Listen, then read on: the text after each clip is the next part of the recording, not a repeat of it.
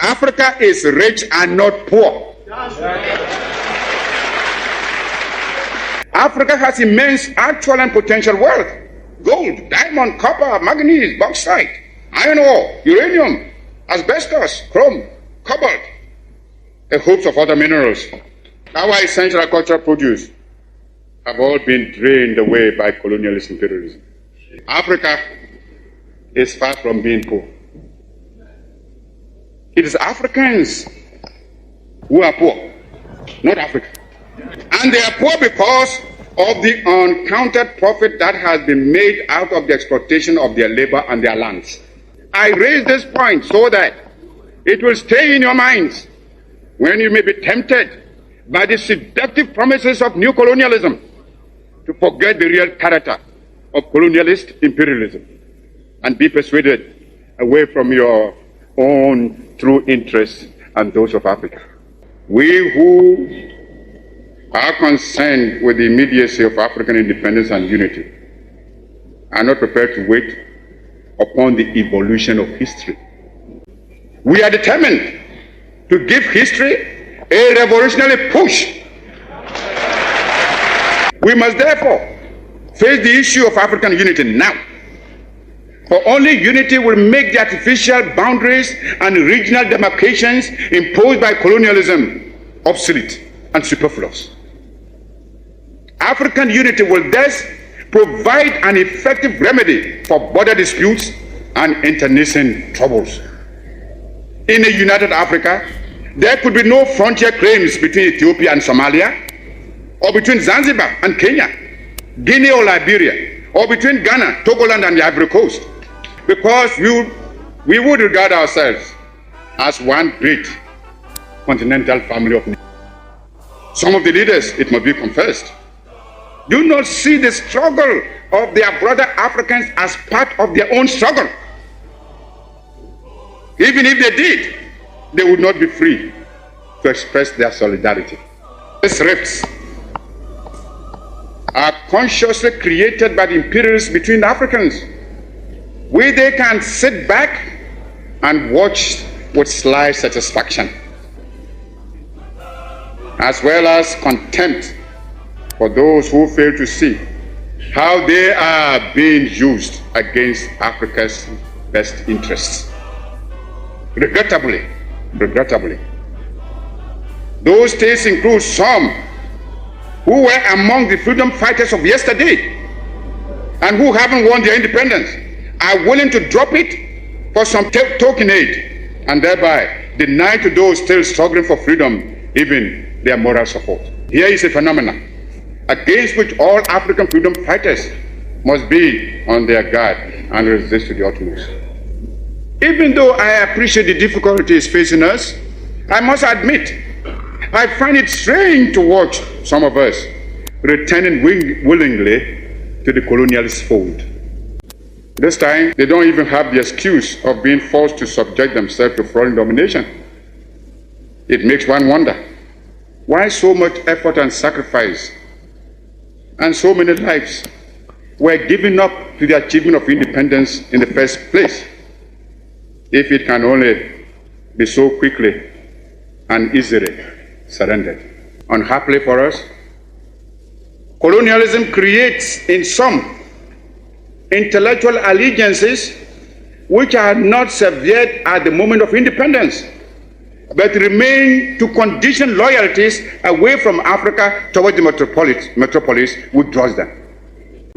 They are unable, it would appear, to accept the idea that Africans can get together to make viable and growing concern of a combined African continent, but rather see their salvation in coming together in association like the Franco-African community mooted recently at Bangui.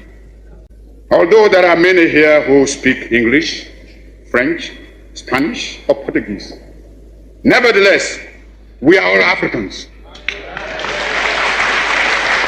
Africans fighting for Africa's independence, Africa's unity, Africa's future.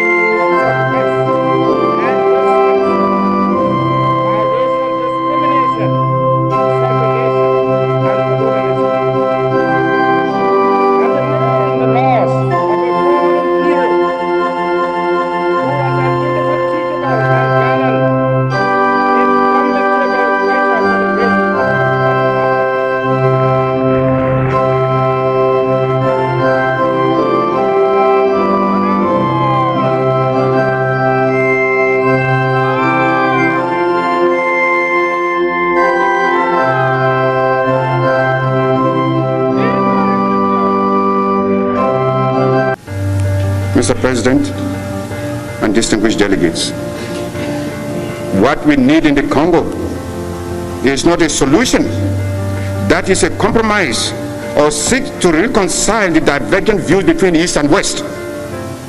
What we want is a solution acceptable to the Congolese people and which ensures peace and stability in Africa and thus excludes the Cold War from the continent.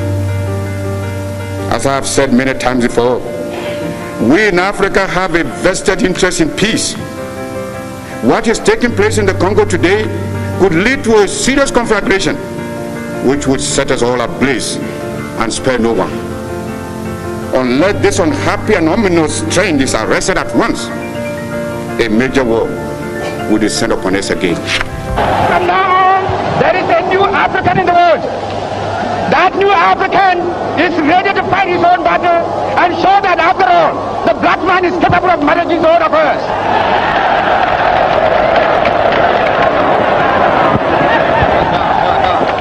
Now I want you all, those who have hats on, to take off your hats and let the band play our national anthem.